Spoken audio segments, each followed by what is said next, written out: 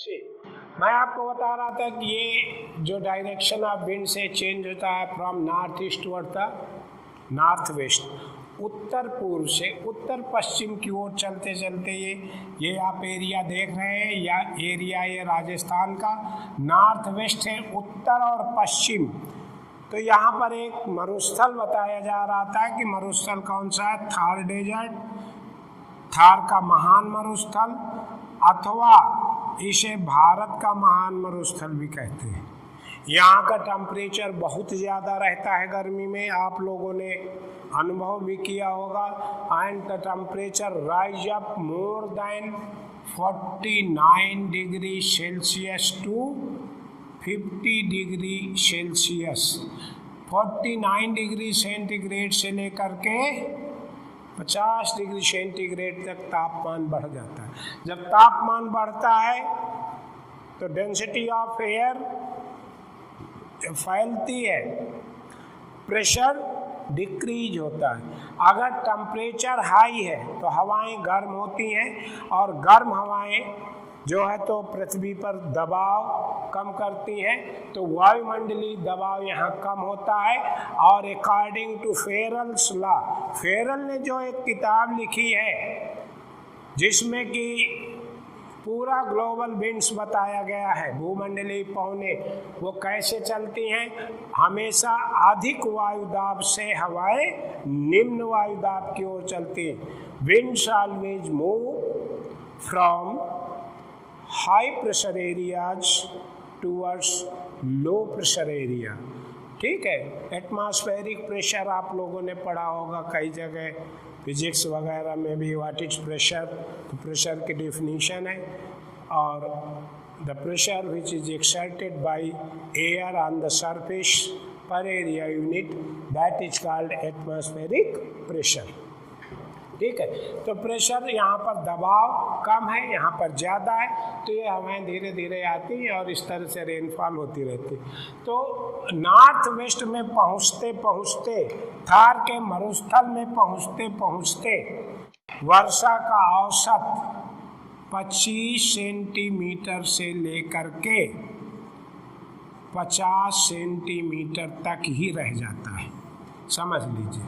ये north west में वर्षा है, और नॉर्थ ईस्ट में कितनी मैंने बताई थी, एट लीस्ट 450 सेंटीमीटर। तो यहाँ पर 450 है, यहाँ पर केवल 50 है, तो धीरे धीरे ये जो है तो वर्षा कम होती है। तो यही है वर्षा का असमान वितरण, राइट।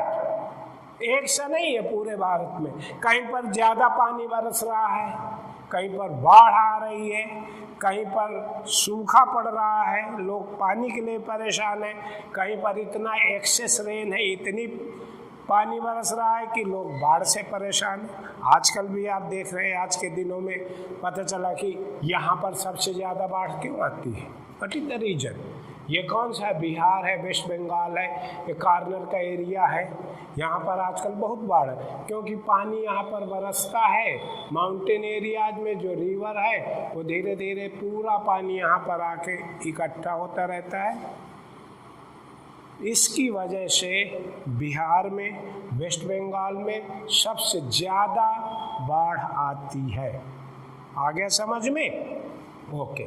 तो अगर वर्षा का वितरण, डिस्ट्रीब्यूशन, रेन इक्वल हो, अनइवन ना हो, क्या हो, इक्वल हो, एक सा हो, तो भी वाटर स्कैर्सिटी नहीं होगी।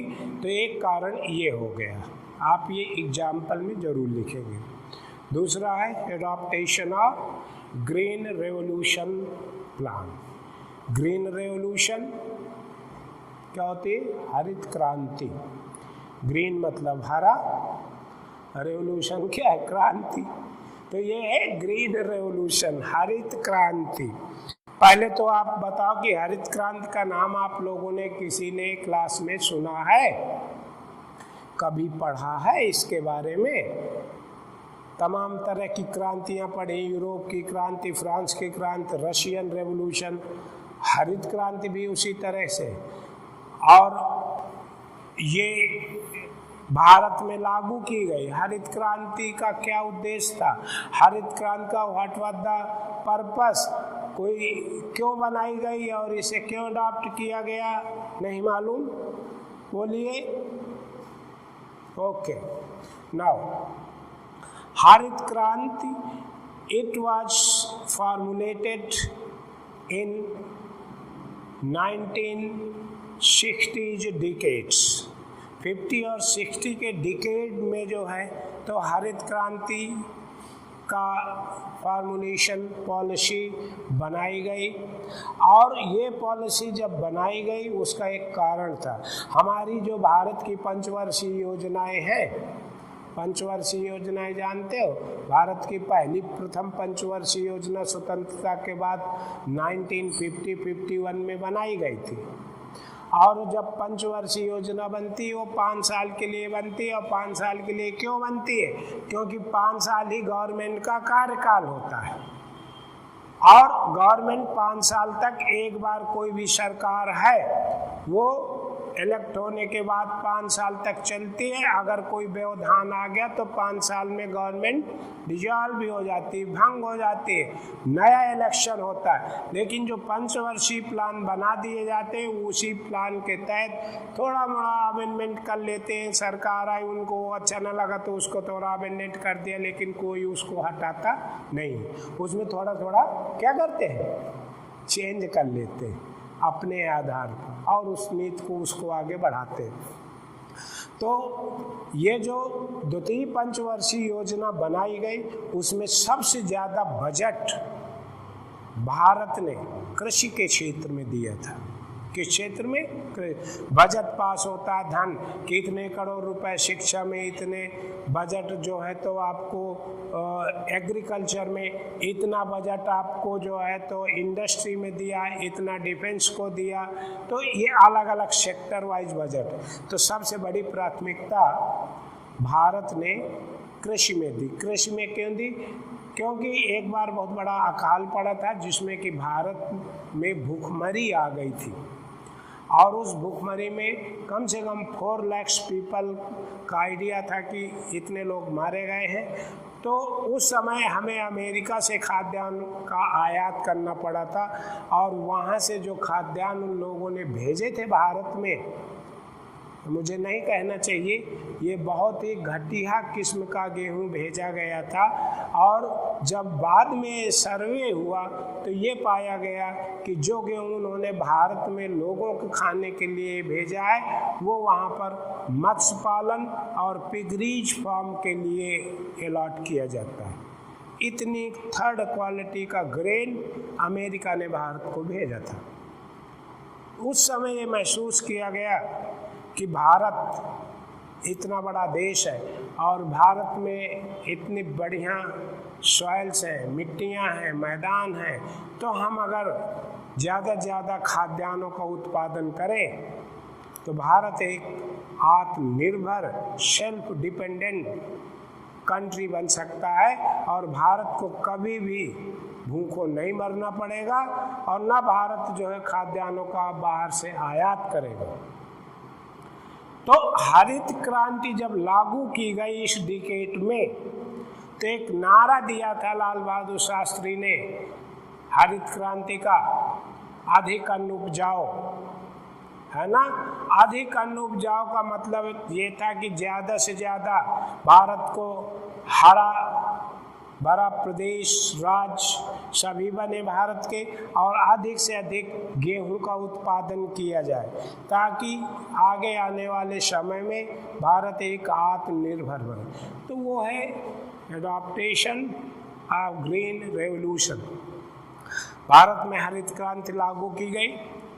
हरित क्रांति के तमाम अपने पहलू हैं कि हम किस प्रकार से मिट्टी को उपजाऊ बना सकते हैं, कौन कौन सी चीज़ें हम मिट्टी में मिला सकते हैं, कौन से उर्वरक डाल सकते हैं, कौन से फर्टिलाइजर्स हैं, कौन से मैन्यूर्स का यूज कर सकते हैं, कौन सी खाद उसमें डालें, सिंचाई कैसे करें, खेती कैसे करें, इनपुट्स, एग्रीकल्चरल इनपुट कुल मिला करके हम HYV seeds, high yielding variety of seeds, जिनको बोलते हैं अच्छे किस्म के बीजों का प्रयोग भी कृषि की दशा को सुधारता है। तो जब हरित क्रांति लागू की गई तो ये देखा गया कि हरित क्रांति के लिए हमें सबसे ज़्यादा रेन की ज़रूरत है, पानी की ज़रूरत आएगी।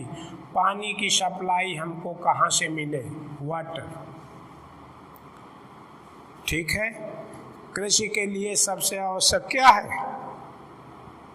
बोलो। सबसे आवश्यक है पानी। अगर पानी की सुविधा नहीं है तो हमारी खेती भगवान भरोसे, राम भरोसे है। अगर पानी बरस गया तो किसान का फायदा है, और पानी नहीं बरसा तो नुकसान है।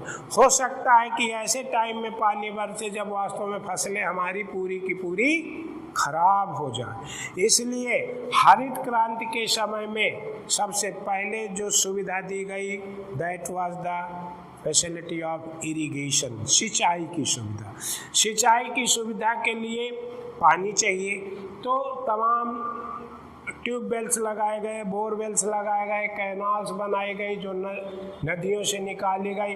तो there is a excess use of water in field of agriculture. Excess use of water, ज़्यादा पानी का यूज किया गया कहाँ पर? एग्रीकल्चर एरिया में। अदरवाइज आवर क्रॉप्स में be destroyed without supply of water. तो इसलिए पानी का प्रयोग एग्रीकल्चर सेक्टर में ड्यू टू ग्रीन रेवोल्यूशन अधिक से अधिक बढ़ गया। इसलिए पानी की कमी का एक कारण ये भी है।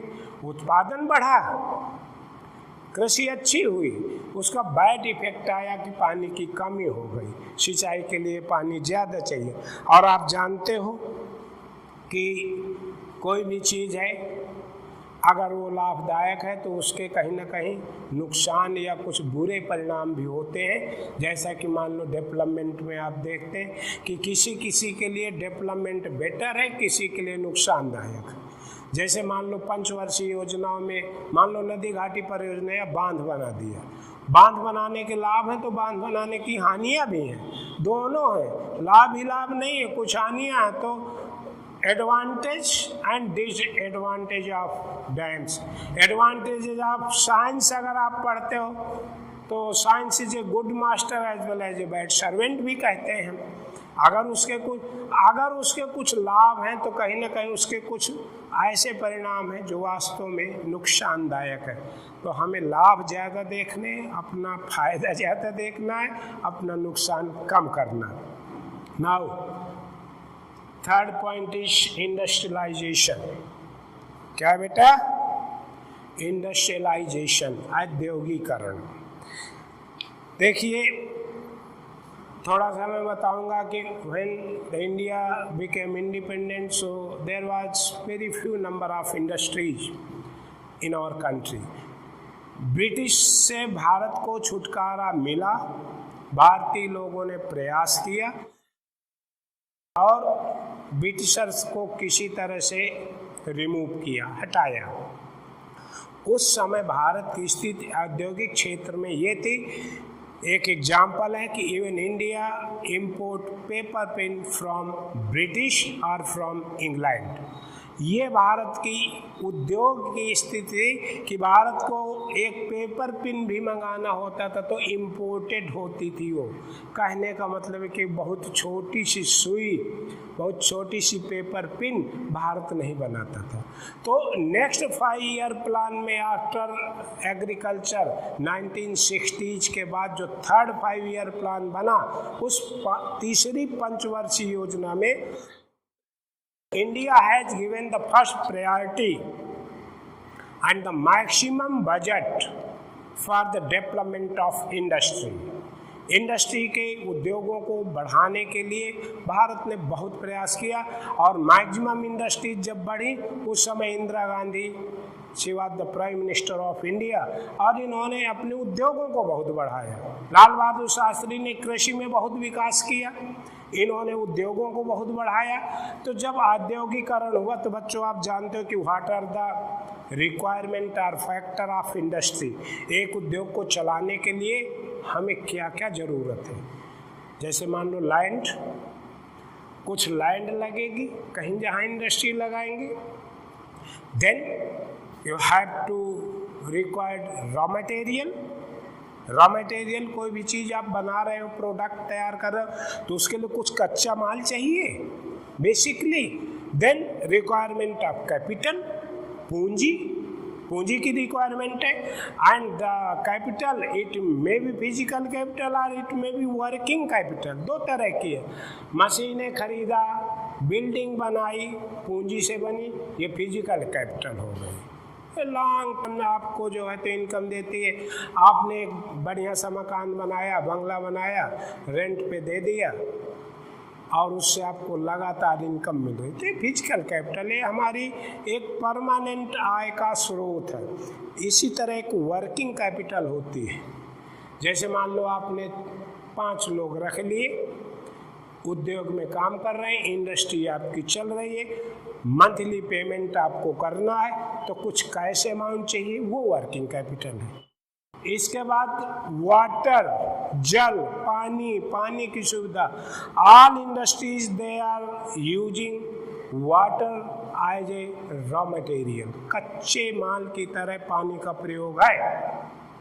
जैसे कुछ तो ऐसी इंडस्ट्री हैं वास्तव में जिनमें बहुत ज़्यादा पानी लगता है, जैसे जूट इंडस्ट्रीज, जूट प्रोसेसिंग है, भिगोने का काम है, उसका धागा बनाने का काम है, वॉश करने का काम है, बहुत ज़्यादा।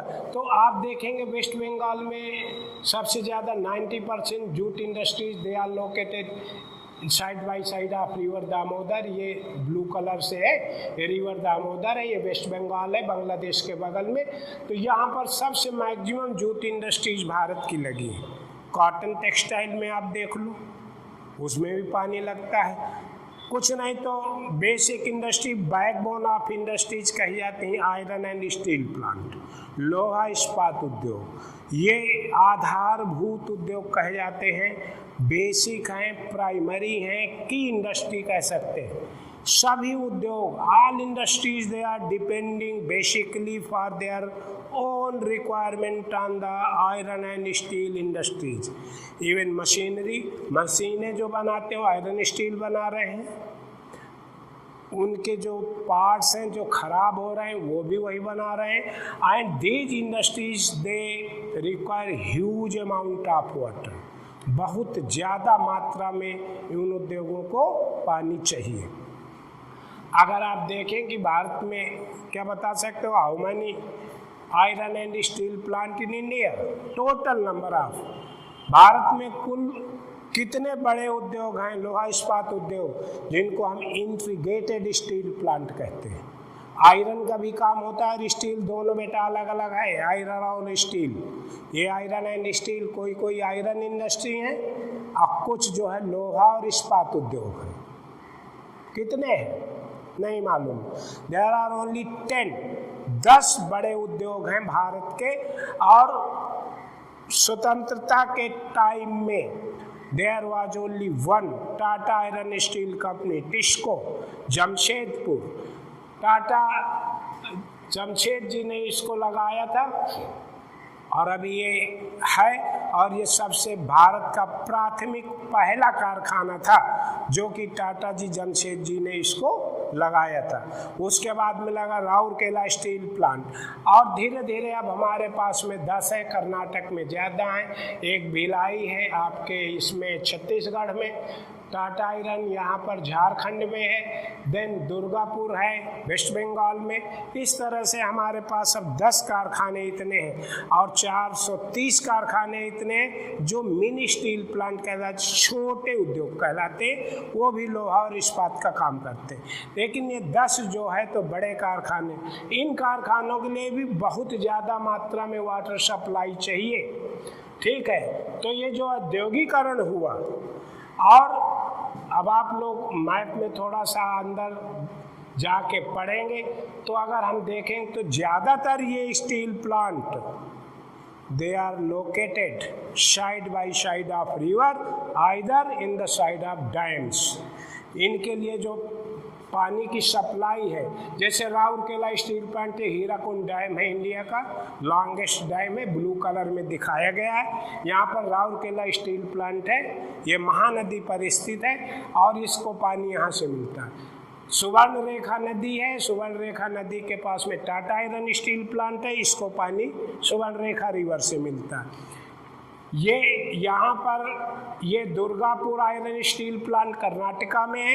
ये कावेरी और गोदावरी नदियों का नाम सुना है, यहाँ पर डैम्स बनाया गया, कोयना डैम, वहाँ से पानी मिलता है। तो मेरे कुल मिलाकर के कहने का मतलब ये कि industrialisation policy that also caused a great problem of water scarcity. Water scarcity जल की कमी का एक सबसे महत्वपूर्ण कारण ये भी है। Next number 4, 5, 6 points they will be explained in the next period when it will be taken. Okay, good.